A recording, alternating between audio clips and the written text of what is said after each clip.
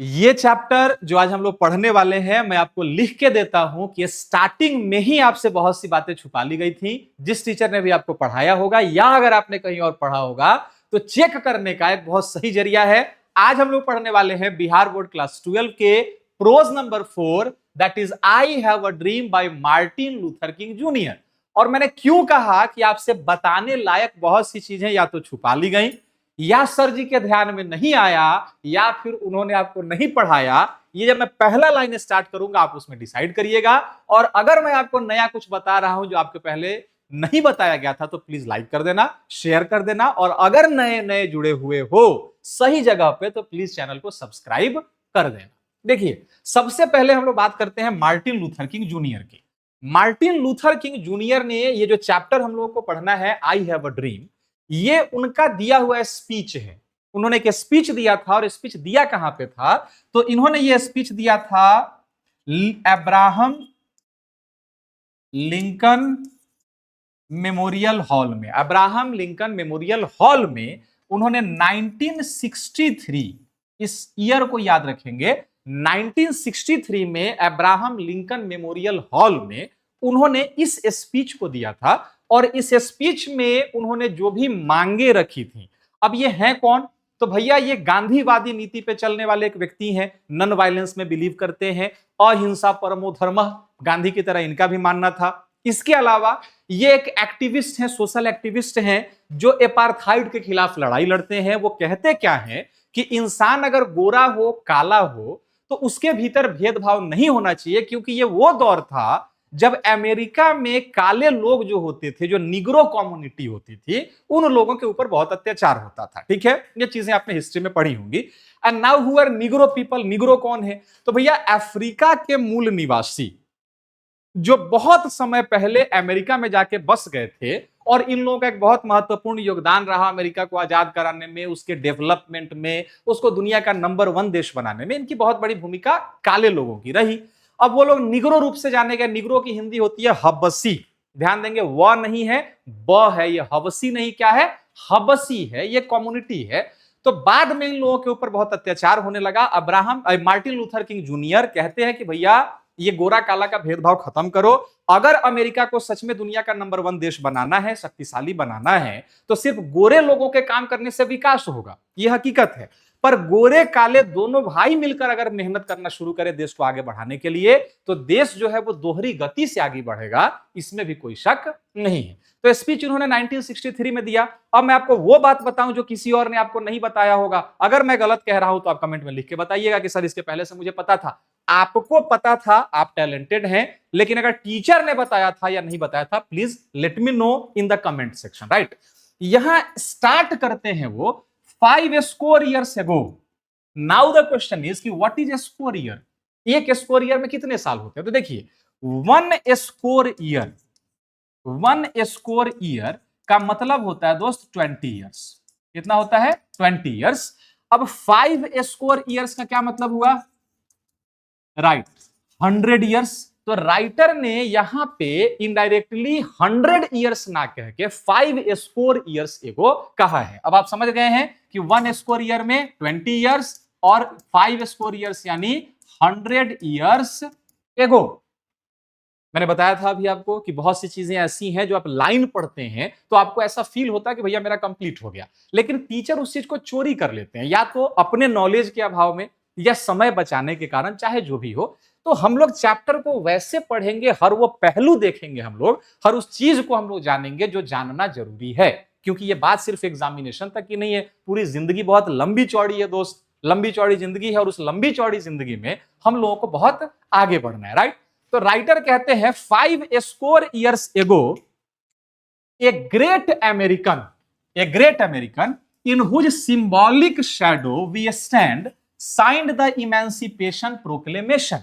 Here, यहां पे वो किसके बारे में बात कर कहते हैं कि देखो, आज से 100 साल पहले एक महान अमेरिकी के नेतृत्व में हम लोगों ने इमेंसिपेशन प्रोक्लेमेशन पे साइन किया था। इस लाइन में वो अब्राहम लिंकन को रेफर करते हैं, अब्राहम लिंकन को रेफर करते हैं, क्योंकि 1863 में 1863 में अब्राहम लिंकन ने इमेंसिपेशन प्रोक्लेमेशन मतलब समझौता पत्र पे साइन किया था। ठीक है, तो देखिए इतनी बड़ी बड़ी बातें छुप जाती हैं अगर टीचर उसको ढंग से ना समझाए तो।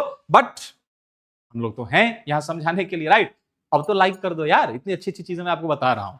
तो वो कहते हैं कि देखिए 1863 में अब्राहम लिंकन साहब ने इमेंसिपेशन प्रोक्लेमेशन को साइन किया।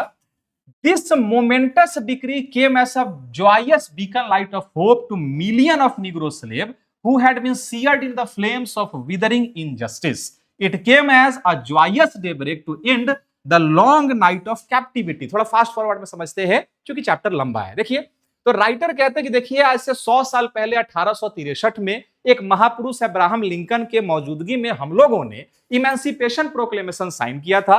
और ये जो इमेंसिपेशन प्रोक्लेमेशन साइन हुआ तो ऐसा लगा कि लंबे समय से चली आ रही है जो निराशा की रात है, मतलब रात का मतलब यहां पे क्या मेटाफर है, एक काले लोगों के ऊपर अत्याचार वो खत्म होगा और अब गोरे लोगों का शासन खत्म होगा, अब हम सब भाई अब हम लोग बराबर हो जाएंगे, ऐसा लगा था, right.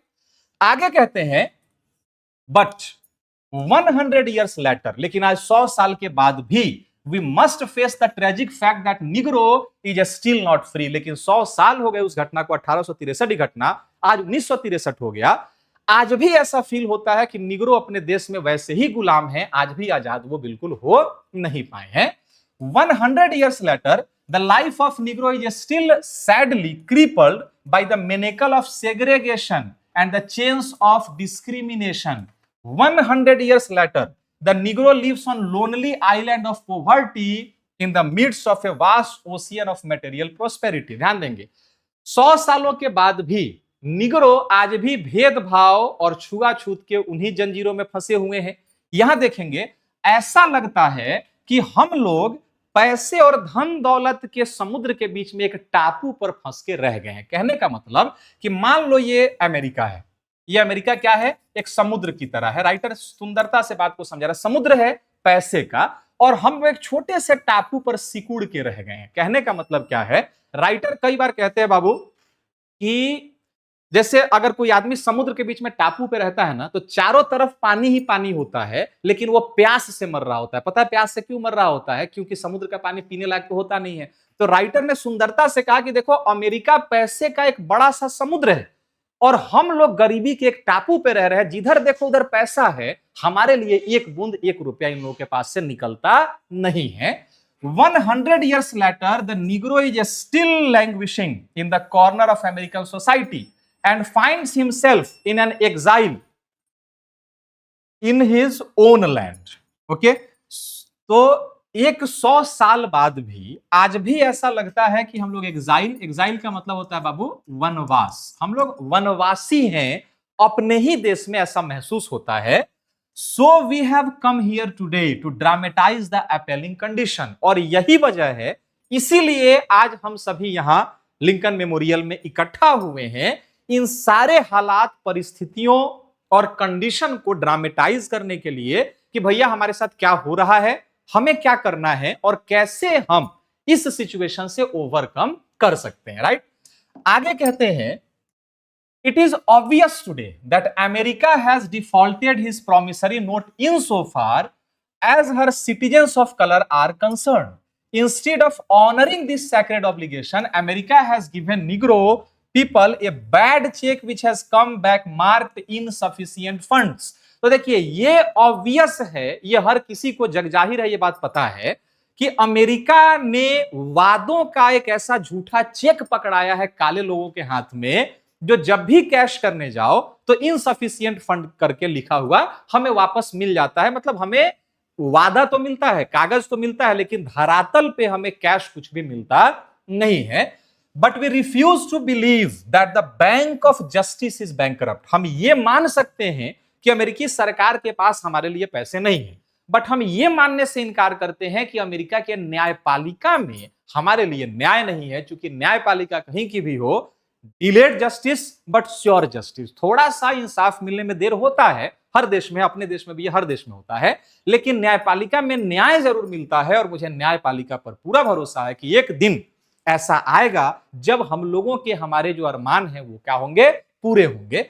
We refuse to believe that there are insufficient funds in the great vault of opportunity of the nation. So we have come to cash the check, a check that will give us upon the demand of riches of freedom and security of justice. इसलिए आज हम सभी यहाँ इकट्ठा हुए हैं न्यायपालिका से उस चेक को हासिल करने के लिए, वो चेक जो हमें हमारा न्याय देगा, हमारी सुरक्षा देगा और हमें हमारे बराबरी का अधिकार देगा. We have also come to this hallowed spot to remind America of the fierce urgency of now. This is no time to engage in the luxury of cooling off or take the tranquilizing drug of gradualism.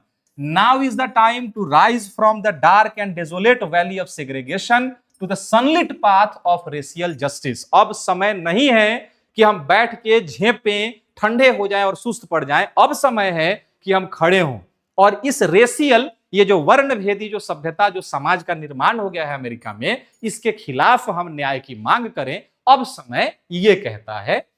आगे कहते हैं it would be fatal for the nation. देखिए यहां पे वो थोड़ा सा warn कर रहे हैं कंट्री को.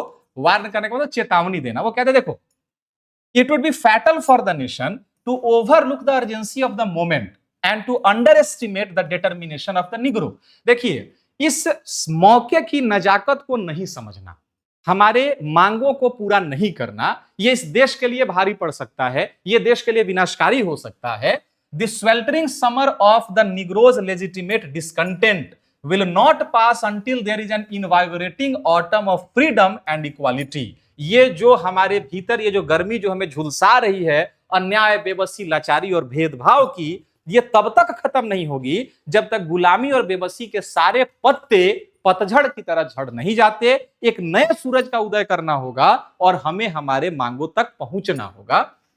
1963 जब उन्होंने यह स्पीच दिया है, is not an and but a beginning. Those who hope that Negro needed to blow off steam and will now be content will have a rude awakening of the nation return to business as usual. मैं आपको फिर से बता दूं, अगर आप ये सोच रहे हैं कि आज का भाषण खत्म हो जाएगा और हम लोग अपने अपने घर लौट जाएंगे, तो यह आपकी गलतफहमी है. 1963 जो आज वो भाषण दे रहे हैं, ये अंत नहीं है हमारे आंदोलन का, ये हमारे आंदोलन की एक नई शुरुआत है. यहां से हम रुकने वाले, झुकने वाले नहीं है. Negro is greeted his citizenship right. The whirlwind of revolt will continue to shake the foundation of our nation until the bright day of justice emerges. Negro अब जाग चुके हैं, अपने जरूरतों को समझ चुके हैं और हम देश के फाउंडेशन को, बुनियाद को तब तक हिलाते रहेंगे जब तक हमें हमारा उचित स्थान हासिल नहीं हो जाता. आगे कहते हैं कि but there is something that I must say to my people who stand on the warm threshold which leads to the palace of justice. In the progress of gaining our rightful place, we must not be guilty of wrongful deed. लेकिन एक चीज मैं अपने दोस्तों को, अपने साथियों को, जो सभी यहां इस मंच के पास उपस्थित हैं, उन्हें एक चीज समझा दूं कि भैया हमें हमारी जगह चाहिए, लेकिन सही बात को मांगने का तरीका भी सही होना चाहिए. हमें सच्चाई के अमृत को नफरत के कप में नहीं पीना. इस बात में गहरा मतलब है. वो कहते हैं कि देखो, गोरे लोग हमें हमारे अधिकार नहीं दे रहे, लेकिन इसका कहीं से भी ये मतलब नहीं है कि आप हिंसा करने लगो, आप गोरे लोगों को गोली मारने लगो, आप घर जलाने लगो, आप बस लूटने लगो, आप रेलवे ट्रैक को उखाड़ने लगो. ये कार्य भी नहीं होना चाहिए. हमें अपनी मांगों को रखना है, हमें हमारा स्थान चाहिए, हमें हमारे अधिकार चाहिए, लेकिन वो मौलिक रूप से होने चाहिए, वो एक प्रेम अहिंसावादी तरीके से होने चाहिए. उसके लिए हिंसा नहीं होनी चाहिए, क्योंकि ये भी खुद नॉन वायलेंस के सपोर्टर थे. Let us not seek to satisfy our thirst for freedom by drinking from the cup of bitterness and hatred. मैं आपको एक बात फिर से चेतावनी दे दूं, let us not satisfy our thirst for freedom. अपने आजादी के प्यास को कड़वाहट और नफरत के कप में बैठ के हमें पानी पी के बुझाना नहीं है. आगे वो कहते हैं, बहुत थोड़ा सा सीरियस रहेंगे. चैप्टर जो होते हैं उसके बीच में से ही एक ऐसा कोई बात निकल जाएगा जहां से सवाल पूछ देगा और आप वहां बोल्ड हो जाएंगे. Which is easy to understand is very very easy to forget. जो समझना आसान होता है, आदमी बड़ी आसानी से उसको भूल भी जाता है. तो थोड़ा केयरफुल रहेंगे. आप कोई एंटरटेनमेंट देखने नहीं बैठे, कोई गाना नहीं हो रहा है फिल्म का प्ले कि आप उसको क्लिक करके स्किप करके भाग जाएंगे. एक एक लाइन जो छूटेगा वो जरूरी है और उसकी जरूरत आपको एग्जामिनेशन हॉल में महसूस होगी ही होगी। तो थोड़ा कंसंट्रेशन बना के रखिएगा, ठीक है। We must forever conduct our struggle on high plane of dignity and discipline. हमें अपने आंदोलन को नैतिकता और अनुशासन पर ही टिकाए रखना है। We must not allow our creative protest to degenerate into physical violence. Again and again we must rise to the majestic height of meeting physical force with soul force. हमें अपने प्रोटेस्ट को फिजिकल वायलेंस का रूप नहीं देना, हमें अपनी आजादी के मांग को हिंसा का रूप नहीं देना। हम फिजिकल वायलेंस करके ऊंचाई को नहीं छू सकते। हम अपनी बात को सरकार तक रखेंगे, प्रेम से रखेंगे, मजबूरी बताएंगे और जरूरत बताएंगे। साथ ही साथ हम देश का फायदा बताएंगे कि भैया ये करोगे तो देश का ही फायदा है, इसमें सिर्फ हमारा फायदा छुपा हुआ नहीं है। आगे कहते हैं the marvellous new militancy which has engulfed the Negro community must not lead to distrust all white people. For many of our white people, for many of our white brothers, as evidenced by their presence here today, have come to realize that their destiny is tied with the destiny and their freedom is inextricably bound to our freedom. देखिए पूरा line को समझेंगे। ये जो marvellous new militancy मतलब एक बेहतरीन जो हमारे काले लोग जो स्वतंत्रता सेनानी खड़े हुए हैं, आप इस बात को समझिए कि हर गोरा इंसान बुरा नहीं है, क्योंकि many of our white brothers have realised today. आज इस सभा में बहुत से हमारे गोरे भाई भी आए हैं, वो समझ चुके हैं कि हमारी आजादी ही उनकी आजादी को जोड़ने वाली एक कड़ी है। मतलब गोरे लोग सब बुरे नहीं होते, वो ये समझाने की कोशिश कर रहे हैं। वरना हाथ हाथ में हथियार होगा, हाथ हाथ में उस समय ईंट पत्थर होगा, काले लोगों के बीच में आक्रोश था, गुस्सा था, तो कहीं हॉल से निकलने के बाद जो वायलेंस होता है उसके जिम्मेदार तो मार्टिन लूथर किंग जूनियर ही होते। तो वो कहते हैं कि भैया इस न्यू मिलिटेंसी आप लोगों को मैं समझाता हूं कि हर गोरा इंसान बुरा नहीं है। For many our white people, for many our white brothers, बहुत से ऐसे व्हाइट पीपल हैं, हमारे भाई हैं जो इस सभा में वहां देखो नीचे बैठे हैं, वो महसूस कर गए हैं कि हमारी आजादी उनकी आजादी के लिए आवश्यक है, हमारा डेवलपमेंट उनके डेवलपमेंट के लिए जरूरी है। तो हर गोरे आदमी पर अत्याचार करना शुरू मत कर देना। थोड़ा सा कंसंट्रेशन बना के रखिएगा दोस्त, भटकना नहीं है, क्योंकि शैतान आपके ऊपर हावी होगा, पढ़ने नहीं देगा। शैतान को हावी नहीं होने देना है, वरना रिजल्ट खराब हो जाएगा, ठीक है। एंड एज वी वॉक, और आज जब हम चलें, आज जब हम हॉल से बाहर निकले आंदोलन के लिए, वी मेक द प्लेज, हम आज ये शपथ लेके बढ़ेंगे that we shall always march ahead. हम आज जो आगे बढ़ें तो हम आज ये शपथ लेके आगे बढ़ेंगे कि हम हमेशा आगे ही बढ़ते रहेंगे, हम पीछे मुड़ के अब दोबारा नहीं देखेंगे। We can not turn back, हम पीछे अब मुड़ के नहीं देख सकते। There are those who are asking the devotees of civil right, when will you be satisfied. देखिए कुछ ऐसे भी बेवकूफ सिविल राइट वाले लोग हैं, सिविल राइट वाले जो लोग होते हैं कुछ बेवकूफ भी होते हैं। कई बार ऐसा होता क्या है कि हमारी भारतीय सेना आप कश्मीर में जो पत्थर चला रहा होता है उन लोगों को पीटती है लाठी से, डंडे से। सिविल राइट वाले चलाते कहते हैं भाई तो मुट्ठी भर भटके हुए नौजवान हैं, आप इन पे हथियार क्यों प्रयोग कर रहे हैं, लाठी काय मार रहे हैं। अरे मुट्ठी भर भटका हुआ नौजवान है, उस सपोला है, सांप का बच्चा है, वो बड़ा होगा, जो आज 9वीं क्लास 10वां क्लास में पत्थर चला रहा है, ग्रेजुएशन और एमए में जाके वो बॉम्ब चलाएगा, हमारी इंडियन आर्मी को मालूम है। तो ये अब बहुत बार बहुत से सर्कमस्टांसेस होते हैं, पैसे का लेन देन मैं नहीं कह रहा, लेकिन पता नहीं क्यों ये लोग चिल्लाने लगते हैं। वही ये कहते हैं कि देखो बहुत से सिविल राइट के डिवोटीज आते हैं और आके हमसे पूछते हैं कि when you will be satisfied, करियक्का तुम लोग संतुष्ट कब होगा। We can never be satisfied, मेरा जवाब है हम संतुष्ट कभी नहीं होंगे। कब तक? As long as our bodies heavy with fatigue travel can not gain lodging in the motels and the highway and the hotels in the cities. हम तब तक संतुष्ट नहीं होंगे जब तक शरीर, हमारे थके हुए शरीर को होटल में कमरा नहीं मिल जाता, मोटेल में कमरा नहीं मिल जाता, होटल में भोजन नहीं मिल जाता, रेस्टोरेंट में जब तक हम लोग नहीं जा सकते। We can not be satisfied as long as Negro's basic mobility is from a smaller ghetto to a larger one. हम लोग तब तक संतुष्ट नहीं होंगे जब तक निग्रो जो छोटे छोटे डीह वगैरह टापू द्वीप पर जो घेटोज में रहते हैं, जब तक शहर में जाके बसने की आजादी नहीं मिल जाती तब तक हम लोग संतुष्ट नहीं होंगे। हम ये नहीं कह रहे कि हमें सब कुछ दे दो, हम ये कह रहे हैं कि जो एक इंसान को मिलना चाहिए कम से कम वो तो दे दो, क्योंकि हम भी इंसान हैं, काले हैं तो क्या हुआ, दिल वाले हैं, है ना। We can never be satisfied as long as a Negro in Mississippi can not vote and a Negro in New York believes he has nothing for which to vote. No, we are not satisfied and we will not be satisfied until justice rolls down like water and righteous snake in the mighty stream. हम लोग तब तक संतुष्ट नहीं होंगे जब तक Mississippi में रहने वाले एक व्यक्ति को वोट करने का अधिकार नहीं मिल जाता। ये सब जिलों के नाम है, शहरों के नाम है। हम लोग तब तक संतुष्ट नहीं होंगे जब तक न्यूयॉर्क में रहने वाले निग्रो को किसको वोट करना है ये अपने से वोट करने की आजादी नहीं मिल जाती।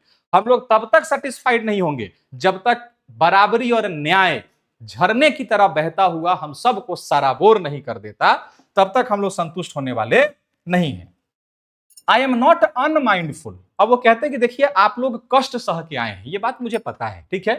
आई am not unmindful that some of you have come here out of great trials and tribulation. देखिए मैं ये बात जानता हूं, ये बात मैं जानता हूं कि आप लोग में से बहुत से ऐसे लोग हैं जो अभी अभी बहुत कष्ट और अत्याचार सह के आ रहे हैं, ये बात मुझे पता है। Some of you have come fresh from narrow cell, some of you have come from areas where your quest of freedom left you battered by the storms of persecution and staggered by the winds of police brutality। मैं जानता हूं आप में से बहुत लोग अभी अभी तुरंत नैरो सेल मतलब जेल से निकल के आए हैं। मैं जानता हूं कि आप में से बहुत लोग ऐसे हैं जो पुलिस के अत्याचार और अन्याय को सह के आ रहे हैं। मैंने सभा में जो लोग इकट्ठा हैं, अब ये खड़ा होकर कोई आदमी भाषण दे तो ये ऑब्वियस है कि हो सकता है कि अगला इंसान क्या सोच लेगा कि हाँ अपने लाठी नहीं पड़ा है, इससे ना बड़का बड़का बोली निकल रहा है। राइटर कहते हैं कि मैं सब जानता हूं आप लोग किस कष्ट में हैं, किस अत्याचार में हैं। आपको पुलिस टॉर्चर करती है, आपको न्यायपालिका में न्याय नहीं मिल पाता, आपको गोरे लोग गुलाम बना के रखते हैं, सारी बातें मैं जानता हूं। लेकिन अगर अब जो खड़े नहीं हुए ना, तो जो कष्ट तुम झेल रहे हो तुम्हारी आने वाली सारी पीढ़ियां और सारे नस्ल झेलेंगे, इसलिए अब तो खड़े हो जाओ, ठीक है।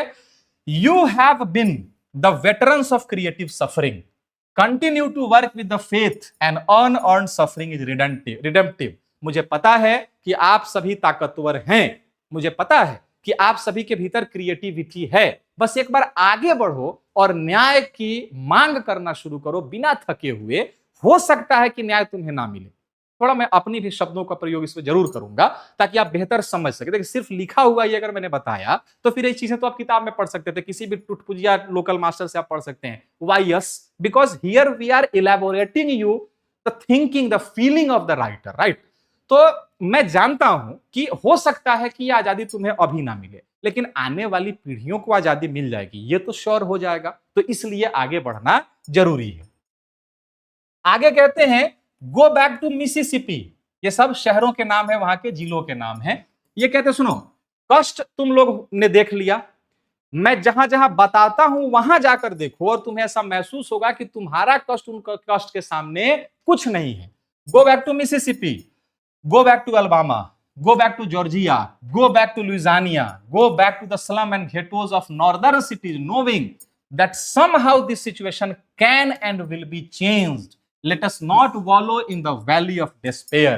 जाओ जाके कभी मिसिसिपी में देखो, कभी अल्बामा, जॉर्जिया, लुइसियाना में जाके देखो और तुम ये पाओगे कि अत्याचार वहां बहुत है, लेकिन इस अत्याचार को ठीक किया जा सकता है। ये पॉजिटिविटी, ये ऑप्टिमिज्म, आशावाद तुम्हारे भीतर आ जाएगा कि हालात बुरे हैं, पर एक दिन ऐसा जरूर आएगा जब हालात सही हो जाएंगे। आगे कहते हैं कि I say to you today my friends, मेरे दोस्तों आज मैं आपसे कहता हूं, क्योंकि वो भाषण दे रहे हैं तो बिल्कुल रॉ एंड रियल इस चैप्टर में रखा गया है कि मेरे दोस्तों मैं आज आपसे कहता हूं that in spite of difficulties and frustration of this moment I still have a dream. It is a dream deeply rooted in the American dream. मेरे दोस्तों, मेरे भाइयों, सारे कष्ट को मैं जानता हूं, सारे अत्याचारों को मैंने देखा है, मैं घूमता हूं जगह जगह, मैंने महसूस किया है, मैंने देखा है, बट फिर भी इतने कष्ट और अत्याचार के बावजूद, in spite of all this, इन सब के बावजूद मैं आपको कहता हूं कि मेरा एक सपना है। और मेरा जो सपना है वो सिर्फ मेरा सपना नहीं है, वो सपना हर काले आदमी का सपना है। वो सपना अमेरिका के विकास के जड़ों से जुड़ा हुआ है। ये सिर्फ मेरा सपना नहीं है। मेरा सपना सही होगा तो अमेरिका का विकास होगा, हर काले आदमी का भला होगा। आई have a dream that one day this nation will rise up and live out the true meaning of its creed. We hold this truth to self-evident that all men are created equal. मेरा एक सपना है। अब ये नीचे सपना बताते हैं कि देखो मेरा सपना क्या है। मेरा सपना है कि एक दिन ये जो देश है, ये जो राष्ट्र है, वो जागेगा, वो खड़ा होगा, वो समझेगा और इस बात को वो महसूस करेगा कि सारे ही इंसान, चाहे वो गोरे हों या चाहे वो काले हों, वो सब एक ही ईश्वर की संतान हैं और कोई भी भेदभाव इनके भीतर नहीं होना चाहिए। देखिए, ऑनलाइन क्लास को ऑनलाइन की तरह मत पढ़िए, इसको आप कंटिन्यूटी में थोड़ा सा ऑफलाइन वाला टच लेकर आइए। राइट, आगे कहते हैं राइटर अगले स्लाइड में, आगे कहते हैं कि देखिए, I have a dream that one day the red hills of Georgia, the sons of former slaves and the sons of former slave owner will be able to sit together on a table of brotherhood। मेरा एक सपना है कि एक दिन ऐसा जरूर आएगा अमेरिका में जब गांव के किसान के बच्चे, माने जो गरीब, जो लाचार किसान हैं, उनके बच्चे, उन किसानों के मालिकों के बच्चे एक दिन एक ही टेबल पर बैठ के भाइयों की तरह खाना खाएंगे। आई हैव अ ड्रीम, सारे सपने समझाते हैं, that one day even the state of Mississippi, a desert state sweltering with the heat of injustice and oppression, operation का मतलब होता है बाबू अत्याचार, operation, will be transformed into an oasis of freedom and justice। मेरा एक सपना है कि मिसिसिपी एक डेजर्टेड स्टेट, ऐसा स्टेट जो अभी अन्याय और बेबसी की आग में झुलस रहा है, वहां भी एक दिन ऐसा बदलाव होगा कि वहां भी न्याय और आजादी की नदी बहेगी, ये झुलस, ये आग, ये जलन खत्म हो जाएगी। ऐसा सपना है। ठीक है, देखिए अभी तक वो ड्रीम वर्ड का यूज कर रहे हैं, मेरा ये सपना है। आगे कहते हैं आई हैव अ ड्रीम, मेरा एक सपना है, that my 4 children will one day live in a nation where they will not be judged by the colour of their skin but by the content of their character. I have a dream today, मेरा आज एक सपना है कि मेरे 4 बच्चे, इनके 4 बच्चे हैं मार्टिन लूथर किंग जूनियर के, ठीक है, मेरे 4 बच्चे, एक समय ऐसा आएगा, शायद वो समय मैं ना देख पाऊं क्योंकि सपना है, सपना कब पूरा होगा कौन जानता है, सपना हो ना सका अपना। राइट, तो राइटर कहते हैं देखो मेरा एक सपना है कि एक दिन ऐसा जरूर आएगा जब मेरे 4 बच्चे अपने शरीर के रंग के आधार पे नहीं, अपने चरित्र, अपने गुण और अपने कैरेक्टर के आधार पे जज किए जाएंगे। आगे कहते हैं आई have a dream that one day the state of Alabama whose governor's lips are presently dipping with the words of interposition and nullification will be transformed into a situation where little black boys and little black girls will be able to join hands with little white boys and little white girls together as sisters and brothers। मेरा एक सपना है, Alabama, वहां का एक शहर है जहां के गवर्नर के मुंह से अभी जहर निकल रहा है, वहां भी एक दिन ऐसा जरूर आएगा। देखिए कितने आशावादी व्यक्ति हैं ये, इतना कष्ट के बावजूद भी अच्छा होगा ये सोच रहे हैं। आप स्टूडेंट हैं, आप अगर पढ़ें तो क्या आपका अच्छा नहीं होगा? इस आदमी को देखिए, इतना पिटा रहा है, टॉर्चर हो रहा है, आदमी को आदमी नहीं समझा जा रहा, जानवर, कुत्ता, बिल्ली से भी बुरा समझा जा रहा है। इवन इन दैट कंडीशन वो कहता है कि एक दिन सब कुछ अच्छा होगा। आप पढ़ते रहिए, थोड़ा डेडिकेशन लेकर आइए, थोड़ा मम्मी पापा भाई बहन के कष्ट को समझिए, थोड़ा परिवार के बेबसी लाचारी को समझिए, एक दिन अच्छा होगा। आई हैव अ ड्रीम, मेरा भी एक सपना है कि आप एग्जामिनेशन हॉल से आए और आपका 99, 98, 100 ऐसा मार्क्स हो। आई have a dream today in spite of all your नलिफिकेशन, आपके सारे बेवकूफियों के बावजूद मेरा यह सपना है। राइट, तो एक ऐसा समय भी आएगा जब अल्बामा, जिसके गवर्नर के मुंह से भैया अभी जहर निकल रहा है, उस शहर में भी, उस राज्य में भी गोरे लोगों के लड़के और लड़कियां, काले लोगों के लड़के और लड़कियां हाथ में हाथ मिलाकर भाइयों की तरह, बहनों की तरह गलियों में घूमते हुए दिखाई देंगे। देखना ऐसा समय जरूर आएगा। आई हैव अ ड्रीम टुडे, मेरा आज एक सपना है। आगे कहते हैं आई have a dream that one day every valley shawl B exalted, every hills and mountain shawl be made low, the rough places will be made plain and the crooked places will be made straight and the glory of Lord shall be revealed and all flesh shall sit together। Flesh का मतलब यहाँ पे शरीर है। देखिए flash का मतलब तो मांस होता है, लेकिन यहाँ शरीर है। मेरा एक सपना है कि हर ये ऊंची घाटी जो आज अन्याय और बेबसी से ऊंची दिख रही है, वो एक दिन नीचे होगी। मेरा एक सपना है जब ईश्वर का बनाया हर संतान, ईश्वर का बनाया हुआ हर व्यक्ति, एक दिन ऐसा होगा जब वो बराबर होगा। आगे कहते हैं this is our hope, this is the faith with which I return to the South, with this faith we will be able to hew out the moment of despair with a stone of hope. मेरा एक सपना है कि एक समय निश्चित रूप से ऐसा जरूर आएगा जब इस गुलामी और बेबसी और अन्याय का जो पहाड़ है इसे हम उम्मीद और भाईचारे और साथ के कंकड़ से नीचे गिरा देंगे। With this faith we will be able to transform the jangling discord of our nation into a beautiful symphony of brotherhood. और ये जो सपना है वो एक दिन जरूर साकार होगा। हम सभी भाई एक साथ एक दूसरे के पास ऐसे आगे बढ़ेंगे कि सारा अन्याय, सारा जो भेदभाव है गोरे काले का, वो मिट जाएगा इस देश से। With this faith we will be able to work together, to pray together, to struggle together, to go to jail together, to stand up for freedom together, knowing that we will be free one day. मैं आपसे एक चीज मांगता हूं, writer कहते हैं, क्योंकि 1963 में ये स्पीच दे रहे हैं, कहां पे? लिंकन मेमोरियल हॉल में। वो कहते हैं कि देखो भाई, जब भी कुछ नया करने चलोगे तो कष्ट तो होगा, तकलीफें तो होंगी, ऑब्वियस है ये। जब जैसे देखो, आप खुद देखना, शहर में सबसे ज्यादा धूल कब उड़ती है? जब शहर में हाईवे बन रहा होता है, फ्लाईओवर बन रहा होता है, तो धूल सबसे ज्यादा उड़ती है। ये जो धूल है वो इस बात की तरफ इशारा करती है कि आने वाले समय में धूल ना उड़े। कीचड़ को साफ करने के लिए एक बार कीचड़ में तो उतरना पड़ेगा।